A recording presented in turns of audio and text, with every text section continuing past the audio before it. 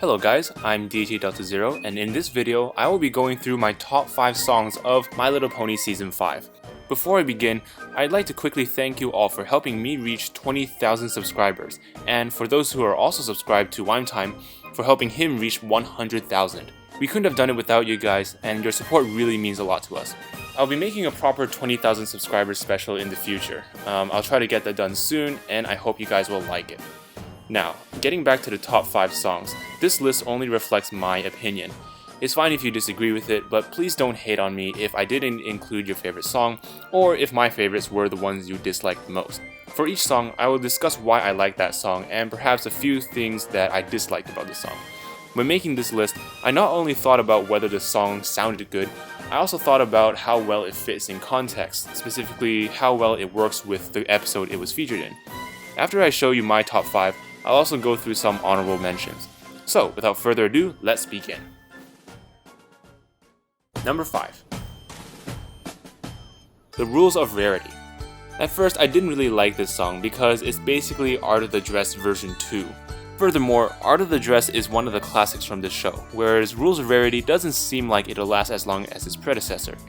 However, it turns out this song does a better job compared to Art of the Dress of going along with the story. It both suited for success and Canterlot Boutique, Rarity is making dresses her way until someone tells her to do something different. While Art of the Dress goes through no changes in timbre, rhythm, or key, Rules of Rarity has a massive transformation when Rarity is forced to make the exact same dress over and over again. It moves to a minor key and it helps the listener feel the sadness that Rarity is feeling. The piece then switches to major when Rarity seems to have found a solution, but then goes back to the depressing side when she's shut down. It then returns to its original form at the conclusion of the episode. Overall, it does a great job at carrying the story along. That's all I have to say for this song, so let's move on. Number 4. We'll Make Our Mark. This is the song that goes along with the Crusaders finally getting their cutie marks. I feel it does a decent job at making the listener feel really happy for the CMC. Then again, the reason why I have a positive view on this song could be because I was elated after seeing the cutie marks appear. Either way, this song makes me happy. So why isn't it higher on this list? This song is only number 4 because it's not as memorable as the other songs in my opinion. After the episode Canterlot Boutique, Rules of Rarity was stuck in my head for quite a while. This one on the other hand, I kinda forgot about pretty quickly. Regardless, it's still a good song and that's why it's number 4. Number 3. Light of Your Cutie Mark. This was another song I hesitated to put on this list because I felt it didn't stand on its own very well. Songs like Pinky's Smile Song or This Day Aria still hold up even without their respective episodes to provide context. Rules of Rarity kinda falls into the same boat as Light of Your Cutie Mark, but it still works as a solo song. This song on the other hand, it's better if you listen to it while watching the episode. However, when I listened to this song again, I realized that its purpose is to make the listener feel frantic and anxious. The drums and fast rhythms in the first half of the song provide a sense of urgency, something that Diamond Tiara is feeling as she debates between taking over the school presidency and becoming a better pony. The second half of the song is also good at creating a certain atmosphere. In this case, it's showing that Diamond Tiara has the option to choose a brighter future. When you think about this song in context, you really begin to see its positive qualities, and that's why it deserves number 3 on my list. Number 2. The Pony I Want to Be. So yeah, another song from Crusaders of the Lost Mark.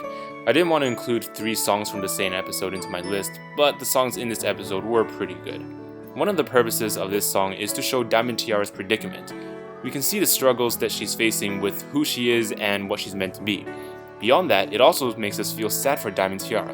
Let's be honest here, seeing Silver Spoon finally tell Diamond Tiara off was a pretty epic moment. At the time, I didn't really feel sorry for Diamond Tiara, but when this song started playing, I began to sympathize with her a little bit more. Once again, this is another song that does its job well. The reprise later on in the episode is also good, but I think the highlight of this song was definitely the original version. And the number 1 song of Season 5 is The Magic Inside. This piece was composed very, very well. Every musical quality of this song is almost perfect. The vocals by Lena Hall are amazing, as is the piano part. The strings also provide a warm feeling during the first half of the song, then add a lot of power during the second verse. Overall, it's just awesome. Within the context of the episode, Coloratura's emotions are almost tangible. The relief she feels after being able to be herself again is extremely powerful in the song.